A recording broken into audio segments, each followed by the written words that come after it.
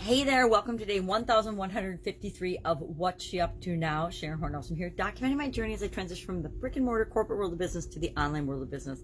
For a long time, especially since I came online, I have believed that people ought to have an online presence. Now, I feel a little guilty because when I was offline, I didn't really have an online presence. The internet was new, and I've been online since about 2017. I started to learn about the internet, dabbled and played and tried a gazillion different things, and finally landed on what works for me. Now, in order to help other people make sure they don't have to go through a 3 or 4 year process to figure out what is right for them and where they can start and really hit the ground running, I document my journey. I keep track of, and I talk about what am I doing, what's worked, what hasn't, the good, the bad, and the ugly, as I've made that transition, as I've made that change. Especially since last year with COVID-19, I think it's imperative that people understand, and a lot of people, I don't work with everybody, but the people I do work with, that they understand whatever they do offline, they ought to have an online presence and an online component so that when things like COVID-19 hit or some other change in our personal lives, a health challenge, any other kind of challenge, we have got something to fall back on, something that we've created that will continue to serve us and help us to survive and thrive during times of unrest and change and craziness and chaos for other people. We have to step up and take care of ourselves. No one is going to do it for us. And that's kind of a hard fact for many of us to face. I mean, it's a lot more fun sometimes, or it's a heck of a lot easier to let other people take care of you, to let other people think for you, to let other people flip you around in the wind to their will. It's easier to go along with that, which is why most people actually do it.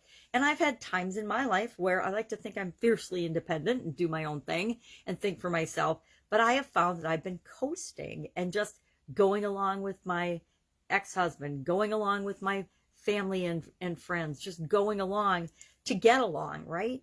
But if I'm going along just to get along, how does it make me feel? Not awesome.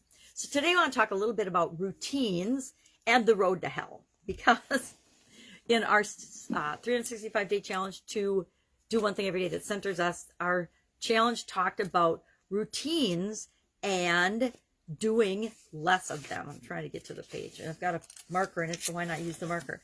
The less routine, the more life. And reminding us to routines are important, and I'm sure we'll talk about that soon, but some routines, some habits, some rituals, some things we do every day aren't maybe so good for us. Maybe we don't eat right. Maybe we don't take care of ourselves. Maybe we should exercise. We know, everybody knows we should eat right and exercise right and take care of ourselves because we only get this one body. But how many of us actually do it? And how many of us actually do it consistently? Well, like anything else in my life, I've gone through phases and streaks where I've been really, really good about my health and my fitness and my energy. And I've gone through other times in my life, like whole decades of my life, where I paid virtually no emphasis, no importance, no attention to my health and my well-being and my physical fitness, like zero, or the absolute minimum to get by, right? And how that made me feel and how that served me. And that's true of everything in every area and aspect of our life.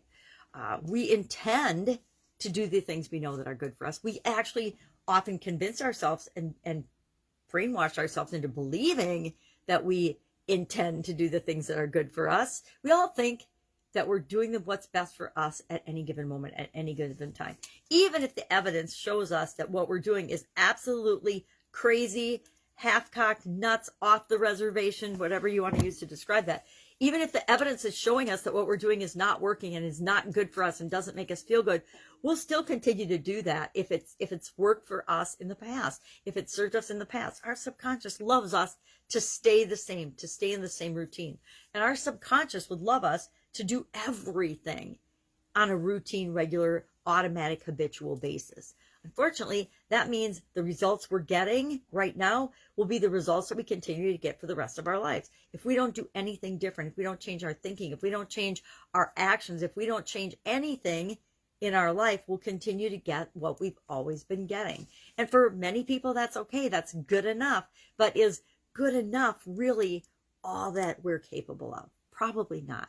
I found that during COVID, I was kind of in this coasting, complacent stage. And I'm looking back on the last year and I'm thinking, yep, I did a lot. I was good enough. I was good, but I wasn't what I'm capable of. I wasn't showing up and doing what I absolutely positively know I can be doing, I should be doing, I want to be doing to make the world a better place. So kind of a definite lesson learned for myself. We saw a lot of road to hell being paved with good intentions last year, at least here in the United States with COVID-19, actually globally, with the intentions that politicians and people and doctors and everybody put in place to keep us safe during COVID-19.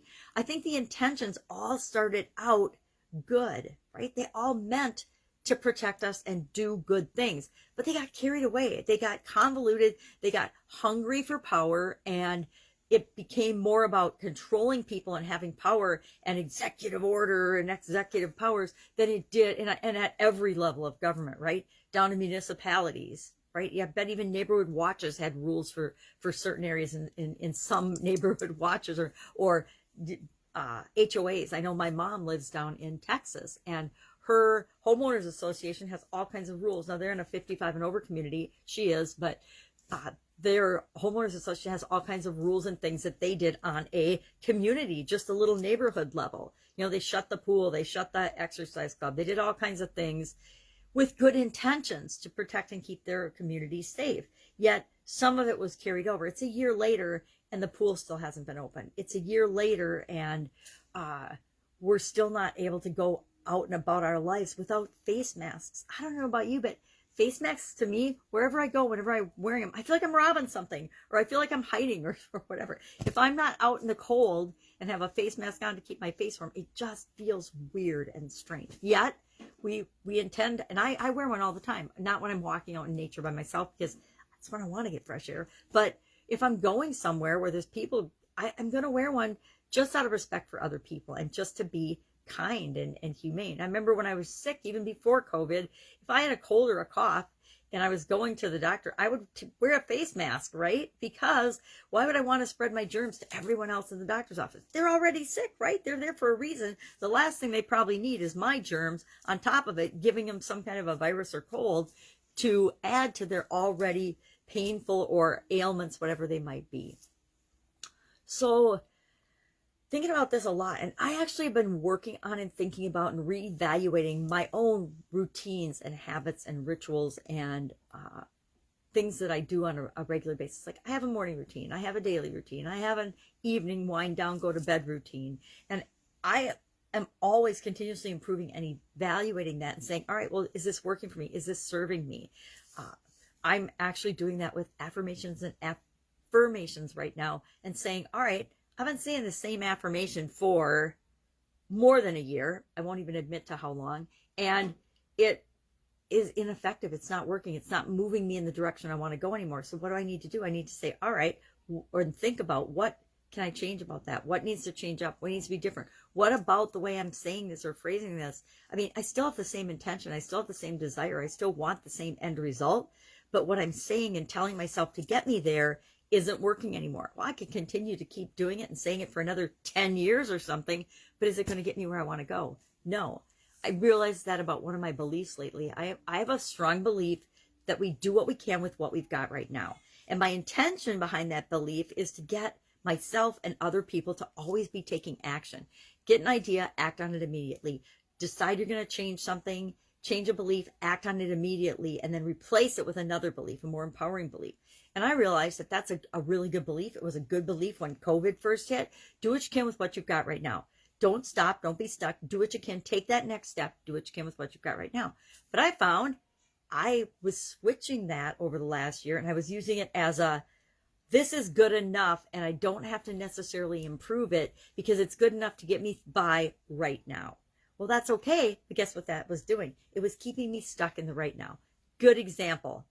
My background, my lighting, my recording setup, my podcast, where I post the audio of these videos every day, it's been okay. It's not even good anymore. It's gone from, okay, I'm doing it, to, All right, thousands of episodes later, it's not good enough. It's, doing the minimum to get by. And when do what you can with what you've got right now turns to doing the minimum to get by, the routines and the rituals have slipped down and deteriorated. It's time to wake up and say, okay, do what you can with what you've got right now, as long as you're continuously improving, but continue to improve and be on a continuously improving basis. So do what you can right now, act, but get better and better and better and better. I need to add that to my do what you can with what you've got right now, because that stopped working for me. It worked really well at the beginning of COVID and kept me moving and really taking action. It worked really well when I started doing videos in the podcast and taking action, but somehow I used it as my, all right, well, I'm doing it. I'm taking action consistently, so I'm doing it. But that doing, once I got good at it, wasn't enough. I need an intro and an outro on my videos and on my podcast. I need a call to action on my podcast so that I don't have to think about it every day and it's just automatic. Things I've known I needed to have on there for 2 years, yet COVID hit and I'm like, okay, well, I'm just going to keep doing what I can with what I've got right now. And I've done that, but I need a backdrop, right? This backdrop is ridiculous and it's very me, but it's pretty ridiculous, right? For what it is that I want to do and what I want to create online. All right. That's all I've got today. We've got the 365-day get up or do everything every day that centers you. Today, obviously, our idiom, our proverb was the road to hell is paved with good intentions. And that got me to thinking about a whole lot of things. And my intentions, and just like everyone else, every other human, everything I intend to do, I intend for my good and to make my life better. Now, doesn't mean that's the result I get, right? I intend to eat right all the time. I intend to exercise every day. I intend to take care of myself. I intend to have more energy. But does that mean I do that absolutely every single day? Well, I did before COVID for about 8 years. And then all of a sudden, I let myself off the hook by saying, oh, COVID is my excuse that I can't do this or I can't do that.